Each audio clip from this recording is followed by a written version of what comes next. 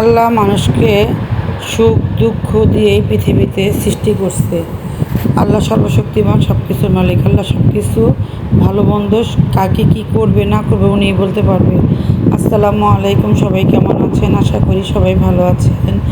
আমিও আল্লাহর রহমতে ভালো আছি। প্রতিদিনের মতো নতুন একটি ভিডিও নিয়ে আপনাদের মাঝে হাজির হলাম। এই যে কাঁচকলা দিয়ে যে তরকারি রান্না করলাম, সকালে নাস্তা খেলাম, আর দুপুরের জন্য আজকে কী কী রান্না করবে সম্পূর্ণ এখানে কেটে সুন্দর করে ধুয়ে পরিষ্কার করে নিল। এখানে করলার মধ্যে লবণ মেখে রেখেছে, আর এখানে বেগুন দিয়ে আপনার মুরগির চামড়া দিয়ে রান্না করবে। আমার আম্মার পছন্দ খুব।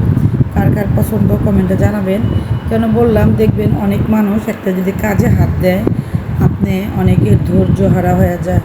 আমি সবসময় চিন্তা করি কি, আল্লাহ যতটুকু দিবে, আল্লাহর খুশি মনে মানুষকে দিবে।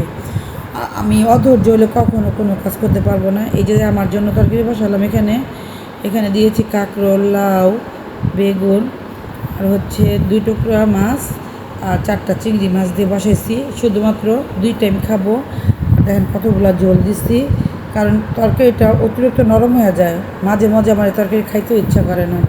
কিছুই করার নাই, কারণ আমার শরীরটা যদি ভালো থাকে, সেজন্য আমার আম্মা বলে এইভাবে খাও। আর এখানে করলা ভাজি করে নিতেছে পেস্ট দিয়ে, কাঁচামরিচ আর সামান্য লবণ দিয়ে। কারণ এখন আর আগের মতো সব কিছু খাইতে পারি না। অতিরিক্ত শক্ত খাবার খাইলে প্রচণ্ড ব্যথা করে। আর এখানে এই মাছগুলো দিয়ে আম্মা লাউ রান্না করবে, কারণ ওই যে চিংড়ি মাছ খাবে, আর আর নাহলে অন্যজনে খাবে রুই মাছ। আর এখানে আপনার সবজি বসাই দিল, আর ওখানে এক চুলায় আনেরাব্বর জন্য মাংস বোনা করতেছে। আপনাদের সকলকে বলবো, ধৈর্য মানুষকে অনেক কিছু শেখায়, আর ধৈর্য হারা হলে কিছুই পাবেন না। আমরা যে সকল ভাই বোনেরা আপনার পেজে কাজ করি, সবাইকে ধৈর্য ধারণ করে কাজ করতে হবে। কেউ সফলতা আসে আপনার 6 মাসে, কেউ সফলতা আসে 6 বছরে। এখানে চিংড়ি মাছ দিয়ে লাউ রান্না করবে, সামান্য আপনার মশলা দিয়ে। পানিটা যখন বড় করে তখন লাউগুলো দিয়ে দিচ্ছে, কারণ এখন আগের মতো বেশি বেশি তরকারি রান্না করা হয় না, কারণ এখন বেশি তরকারি খাওয়া পড়ে না। অল্প অল্প করে রান্না করে।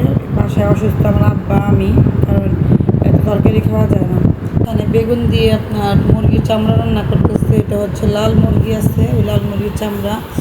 তাই সবাইকে বলবো, ধৈর্য ধারণ করে সব কিছু করবেন। একটা অসুখ বিসুখ হলে ধৈর্য ধারণ করতে হবে। যাই হোক, এখানে আমের আচার বানাইছিলাম। এই আমের আচারটা এখন সুন্দর করে বয়মে ভরবো। এতদিন অনেক রৌদ্র ছিল, যখন আমি এই যে কিছু আমড় দিব, তখনই আপনার এই যে এখন বৃষ্টি নামতেছে। আর আচারের কালারটা মাশাআল্লাহ অনেক সুন্দর আসছে। কমেন্টে বলবেন এরকম আচার কার কার পছন্দ। এই যে কাঁঠাল আনছে, এই কাঁঠাল দেখি নরম। কাঁঠালটা অনেক শখ করে ভেঙে দেখলাম, কাঁঠালটা নরম পড়ছে। রিজিকে যা আছে আল্লাহ তাই লিখে রাখছে। আমার চাউলা কাঁঠাল সবসময় পছন্দ। যাই হোক, এখানে আমি 3-4 কোষ খাইলাম। কাঁঠালটা অনেকটা মিষ্টি কিন্তু নরম।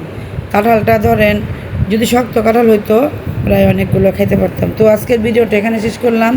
সবাই ভালো থাকবেন, সুস্থ থাকবেন, ভিডিওর পাশে থাকবেন, লাইক কমেন্ট শেয়ার করবেন। আসসালামু আলাইকুম।